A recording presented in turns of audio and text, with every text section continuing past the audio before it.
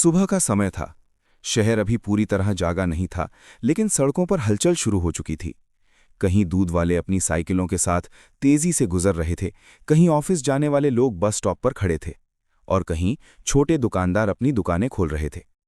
इसी हलचल के बीच जिला अधिकारी निशा वर्मा अपने घर की बैल्कनी में खड़ी शहर को देख रही थी। उनके चेहरे पर एक अजीब सी गंभीरता थी, जैसे वो सिर्फ शहर को नहीं बल्कि उसके पीछे छिपी सच्चाई को पढ़ने की कोशिश कर रही हों।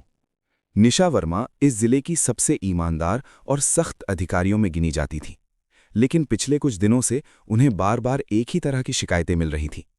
पुलिस द्वारा रिश्वत लेना, गरीबों के साथ बदसलूकी करना और कानून का खुलेआम मजाक उड़ाना। कई शिकायतें आईं, कई जांच बैठी, लेकिन हर बार सबूत अधूरे रह जाते और दोषी बच निकलते। निशा को समझ आ गया था कि अगर सच जानना है तो उन्हें खुद मैदान में उतरना होगा। उसी समय पीछे से उनकी छोटी बहन पूजा आई और बोली, दीदी, आप आज बहुत चुप हैं, सब ठीक है ना? निशा हल्की मुस्कान के साथ बोली, सब ठीक है, बस आज थोड़ा अलग तरीके से काम करना है। पूजा ने उत्सुकता से पूछा, क्या मतलब? निशा ने कहा, आज हम आम लोगों की तरह बाहर जाएंगे, बिना किसी पहचान के। पूजा पहले तो चौंकी, लेकिन फिर मुस्कुरा दी, क्योंकि उसे अपनी बहन के ऐसे मिशन बहुत पसंद थे। कुछ देर बाद दोनों साधारण कपड़ों में घर से निकली। निशा ने एक साधारण सूट पहना हुआ था और पैरों में चप्पल थी। उन्होंने कोई मेकअप नहीं किया था ताकि कोई उन्हें पहचान न सके। बाहर खड़ी सरकारी गाड़ी को उन्होंने जाने दिया और सड़क से एक ई-रिक्शा रोका। रिक्शा चालक एक दुबला पतला आदमी था, जिसके चेहरे पर मेहनत की लकीरें साफ दिखाई दे रही थीं। उसने विनम्रता से पूछा, कहाँ चलना है मैडम? निशा ने कहा, सिटी मार्केट। रिक्शा धीरे धीरे चल पड़ा। रास्ते में निशा हर चीज को ध्यान से देख रही थी। टूटी सड़कें, ट्रैफिक में उलझे लोग, पुलिस की गाड़ियां और आम जनता का संघर्ष। तभी उनका रिक्शा शहर के मुख्य चौराहे पर पहुंचा, जहां ट्रैफिक पुलिस की चेकिंग चल रही थी। दूर से ही उन्होंने देखा कि कई गाड़ियां रोकी जा रही थीं और कुछ लोगों से बहस हो रही थी। जैसे ही उनका रिक्शा वहां पहुंचा, एक तेज आवाज आई, ओए, रुक! एक ट्रैफिक इंस्पेक्टर ने हाथ उठाकर रिक्शा रोक दिया। उसका नाम विनोद यादव था। उसके चेहरे पर घमंड साफ झलक रहा था। वो धीरे धीरे उनके रिक्शा के पास आया और ड्राइवर से बोला, कागज दिखा। ड्राइवर घबरा गया और बोला, साहब, सारे कागज हैं लेकिन आज घर पर रह गए। ये सुनते ही इंस्पेक्टर का चेहरा सख्त हो गया और उसने कहा, बिना कागज के गाड़ी चला रहा है, चालान कटेगा। ड्राइवर ने हाथ जोड़ते हुए कहा, साहब, गरीब आदमी हूं, आज पहली सवारी है, माफ कर दीजिए। लेकिन इंस्पेक्टर ने धीरे से कहा, अगर चालान नहीं कटवाना तो 1500 रुपए निकाल। ये सुनकर निशा का शक यकीन में बदल गया। वो चुपचाप सब देख रही थी। ड्राइवर ने कांपते हुए कहा, साहब, पैसे नहीं हैं। इंस्पेक्टर हंसा और बोला, कल की कमाई कहाँ गई? ड्राइवर ने दुखी होकर कहा, घर खर्च में लग गई। तभी इंस्पेक्टर गुस्से में आ गया और उसने ड्राइवर को धक्का दे दिया। ये देखकर निशा का खून खौल उठा, लेकिन उन्होंने खुद को रोक लिया क्योंकि वो पूरी सच्चाई सामने लाना चाहती थी। तभी अचानक इंस्पेक्टर ने कहा, पैसे नहीं हैं तो गाड़ी जब्त होगी। ये सुनते ही ड्राइवर के चेहरे पर डर साफ दिखने लगा। पूजा ने धीरे से निशा का हाथ पकड़ा, जैसे कह रही हो, कुछ करो। निशा अब और चुप नहीं रह सकी। वो रिक्शा से उतरी और शांत लेकिन मजबूत आवाज में बोली, आप ऐसा नहीं कर सकते। इंस्पेक्टर ने घूर कर कहा, तू कौन होती है बीच में बोलने वाली? निशा ने कहा, एक नागरिक जिसे कानून की समझ है। ये सुनते ही इंस्पेक्टर भड़क गया और बोला, मुझे कानून सिखाएगी? और इससे पहले कि कोई कुछ समझ पाता, उसने निशा को जोर से थप्पड़ मार दिया। पूरा चौराहा कुछ सेकंड के लिए शांत हो गया। पूजा घबरा गई, ड्राइवर डर से कांपने लगा और आसपास खड़े लोग ये सब देखकर स्तब्ध रह गए। लेकिन निशा ने अपने गाल पर हाथ रखा और बिना कुछ कहे सीधा इंस्पेक्टर की आंखों में देखा। उस नज़र में गुस्सा था, लेकिन उससे भी ज्यादा एक ठंडी शांति थी, जैसे कोई तूफान आने से पहले का सन्नाटा हो। उन्होंने कुछ नहीं कहा, बस वापस रिक्शा में बैठ गईं और ड्राइवर से बोली, चलो। रिक्शा धीरे धीरे वहां से निकल गया, लेकिन पीछे एक ऐसा दृश्य छोड़ गया जो जल्द ही पूरे शहर की तस्वीर बदलने वाला था। रिक्शा धीरे धीरे उस चौराहे से आगे बढ़ चुका था, लेकिन जो हुआ था उसका असर अभी भी हवा में घुला हुआ था। पूजा अब भी डरी हुई थी और बार बार निशा के चेहरे को देख रही थी, जहां थप्पड़ का निशान हल्का सा लाल हो गया था। उसने घबराई हुई आवाज में पूछा, दीदी, आपने कुछ कहा क्यों नहीं? आपने उसे वहीं रोक क्यों नहीं दिया? निशा कुछ सेकंड तक चुप रही, फिर खिड़की के बाहर देखते हुए बोली, कभी कभी सच को पकड़ने के लिए उसे थोड़ा आगे बढ़ने देना पड़ता है। पूजा समझ नहीं पाई, लेकिन उसने और सवाल नहीं किया। वहीं रिक्शा चालक बार बार पीछे मुड़कर उन्हें देख रहा था, जैसे उसे डर हो कि कहीं ये दोनों भी उसे बीच रास्ते में छोड़ न दें या पुलिस के डर से कुछ और ना हो जाए। निशा ने उसकी घबराहट समझ ली और धीरे से कहा, डरिए मत, आपको कुछ नहीं होगा। ड्राइवर ने कमजोर सी मुस्कान दी, लेकिन उसकी आंखों में डर अब भी साफ था। कुछ देर बाद वे सिटी मार्केट पहुंच गए। चारों तरफ भीड़, दुकानों की आवाजें, लोगों की चहल पहल, सब कुछ सामान्य लग रहा था, लेकिन निशा के मन में अब भी वही चौराहा घूम रहा था। उन्होंने पैसे दिए और ड्राइवर को जाते हुए देखा। वो बार बार पीछे मुड़कर देख रहा था, जैसे उसे भरोसा नहीं हो रहा कि कोई बिना कुछ कहे उसकी मदद कर सकता है। पूजा ने कहा, दीदी, हम यहाँ शॉपिंग करने आए थे, लेकिन आपका दिमाग तो कहीं और ही है। निशा हल्का सा मुस्कुराई और बोली, हाँ, क्योंकि असली काम अब शुरू होगा। पूजा ने हैरानी से पूछा, क्या करने वाली हैं आप? निशा ने कहा, आज हमने सिर्फ एक इंस्पेक्टर देखा है, लेकिन मुझे शक है कि ये अकेला नहीं है। ये सुनकर पूजा चौंक गई। मतलब? निशा ने धीमी आवाज में कहा, मतलब ये कि सिस्टम के अंदर कुछ बहुत गड़बड़ है और ये सिर्फ शुरुआत है। उसी समय निशा का फोन वाइब्रेट हुआ। उन्होंने स्क्रीन देखी। ये उनके विश्वसनीय अधिकारी एसडीएम आदित्य का कॉल था। निशा थोड़ी दूर जाकर कॉल रिसीव करती हैं।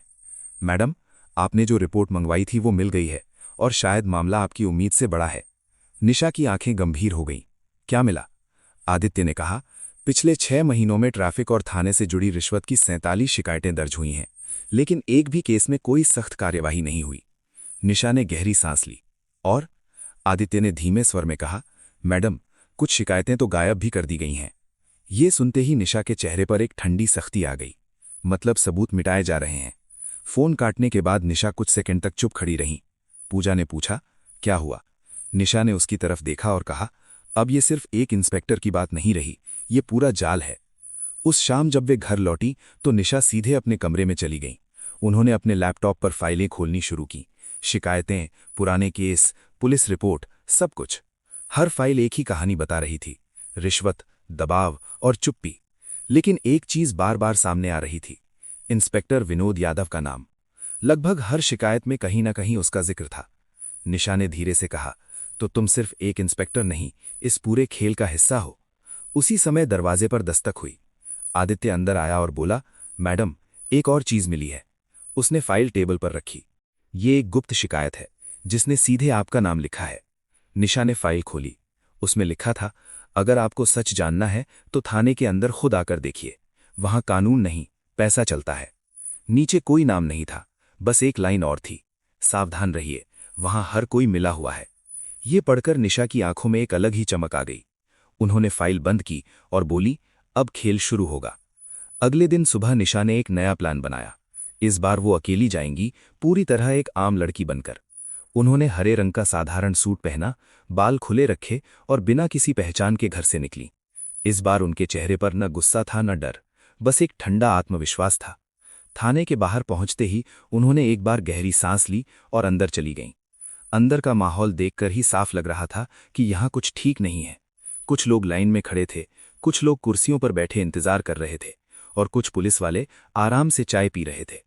जैसे ही निशा अंदर गईं, उनकी नज़र सामने बैठे एक इंस्पेक्टर पर पड़ी, राजेश ठाकुर। वो आराम से कुर्सी पर बैठा मोबाइल चला रहा था। निशा उसके पास गई और बोली, सर, मुझे एक शिकायत दर्ज करवानी है। राजेश ने बिना ऊपर देखे कहा, पैसे लाई हो? निशा चुप रही। उसने फिर कहा, यहाँ फ्री में कुछ नहीं होता, 5,000 लगेंगे। ये सुनकर निशा ने धीरे से कहा, अगर मैं पैसे ना दूं तो? इस बार राजेश ने सिर उठाकर उसे घूर कर बोला, तो बाहर निकल जा। कमरे में बैठे बाकी लोग ये सब देख रहे थे, लेकिन किसी ने कुछ नहीं कहा। तभी अचानक पीछे से एक आवाज आई, अरे, ये वही लड़की है। निशा ने मुड़कर देखा। वो इंस्पेक्टर विनोद यादव था। उसके चेहरे पर एक तिरछी मुस्कान थी। कर बहुत बहादुरी दिखा रही थी ना, आज क्या करने आई है? निशा ने शांत आवाज में कहा, शिकायत दर्ज करवाने। विनोद हंसा और बोला, यहां शिकायत नहीं, सौदा होता है। कमरे में एक ठंडी हंसी गूंज गई, लेकिन किसी को नहीं पता था कि अगले कुछ मिनटों में वही हंसी डर में बदलने वाली है। थाने के अंदर माहौल धीरे धीरे भारी होता जा रहा था।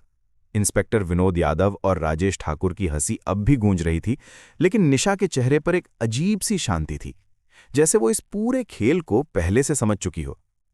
कमरे में बैठे बाकी लोग चुप थे, कुछ डर के मारे, कुछ आदत के कारण। निशा ने धीरे से चारों तरफ नजर दौड़ाई। दीवारों पर टंगे पुराने पोस्टर, एक कोने में धूल से ढकी फाइलें, टेबल के नीचे रखे कुछ सील किए हुए बैग और सबसे खास एक छोटा सा कैमरा जो छत के कोने में लगा था, लेकिन उसका एंगल अजीब तरह से नीचे की बजाय दीवार की तरफ मुड़ा हुआ था। ये देखकर निशा के चेहरे पर हल्की मुस्कान आई। उसने मन ही मन सोचा, तो यहां सिर्फ कानून नहीं, सबूत भी कंट्रोल किए जाते हैं। तभी विनोद यादव उसके और करीब आया और बोला, देख लड़की, ज्यादा होशियारी मत दिखा, जो कहा है वो कर और निकल जा। निशा ने शांत स्वर में कहा, अगर मैं पैसे नहीं दूंगी तो? विनोद ने हंसते हुए कहा, तो तुझे भी अंदर कर देंगे, और तेरे जैसे कई आए हैं, सब ठीक हो जाते हैं। ये सुनते ही कमरे में बैठे कुछ लोगों ने नजरें झुका ली, जैसे ये सब उनके लिए नया नहीं था। तभी अचानक एक बुजुर्ग आदमी जो कोने में बैठा था धीरे से बोला, बिटिया दे दो पैसे, यहां कोई सुनने वाला नहीं है। उसकी आवाज में इतनी बेबसी थी कि एक पल के लिए पूरा कमरा और भारी हो गया। निशा ने उसकी तरफ देखा और फिर वापस विनोद की तरफ मुड़ी। आज कोई देगा नहीं, उसने धीमे लेकिन साफ शब्दों में कहा। यह सुनते ही विनोद का चेहरा बदल गया। उसने गुस्से में टेबल पर हाथ मारा और बोला, बहुत हो गया। उसने पास खड़े 2 सिपाहियों को इशारा किया, इसे बाहर निकालो। दोनों सिपाही आगे बढ़े, लेकिन जैसे ही उन्होंने निशा की तरफ हाथ बढ़ाया, उसने अचानक अपनी कलाई घुमाकर एक सिपाही का हाथ झटका और एक कदम पीछे हट गई। ये देखकर सब चौंक गए। किसी ने उम्मीद नहीं की थी कि ये साधारण दिखने वाली लड़की ऐसा कर सकती है। विनोद कुछ सेकंड के लिए रुक गया, लेकिन फिर और गुस्से में आ गया। अच्छा, अब तू हाथ भी उठाएगी? उसने आगे बढ़ते हुए कहा। लेकिन इससे पहले कि वो कुछ और करता, निशा ने धीरे से अपना मोबाइल निकाला और टेबल पर रख दिया। स्क्रीन ऑन थी और उस पर रिकॉर्डिंग का चिन्ह चमक रहा था। कमरे में अचानक सन्नाटा छा गया। विनोद की आंखें सिकुड़ गईं। ये क्या है? उसने पूछा। निशा ने कहा, सच। राजेश ठाकुर ने घबराकर कहा, फोन बंद कर। लेकिन निशा ने फोन उठाया नहीं। उसने बस कहा, सब कुछ रिकॉर्ड हो चुका है। रिश्वत मांगना, धमकाना, मारने की कोशिश। विनोद का चेहरा लाल हो गया। तू हमें धमका रही है? उसने दांत भींचते हुए कहा। निशा ने पहली बार उसकी आंखों में सीधी नजर डालकर कहा, नहीं, तुम्हें तुम्हारा सच दिखा रही हूं। तभी बाहर से अचानक गाड़ियों के ब्रेक की तेज आवाज आई। थाने के बाहर हलचल मच गई। कुछ सेकंड बाद दरवाजे के पास खड़े सिपाही ने घबराकर कहा, सर, बाहर कई गाड़ियां आई हैं। विनोद ने झुंझलाकर कहा, तो क्या हुआ? लेकिन उसकी आवाज में अब पहले जैसा आत्मविश्वास नहीं था। तभी दरवाजा जोर से खुला और अंदर एक कड़क आवाज गूंजी, कोई भी अपनी जगह से नहीं हिलेगा। पूरा थाना एकदम शांत हो गया। अंदर आए जिले के एसपी, साथ में कई वरिष्ठ अधिकारी और एक टीम।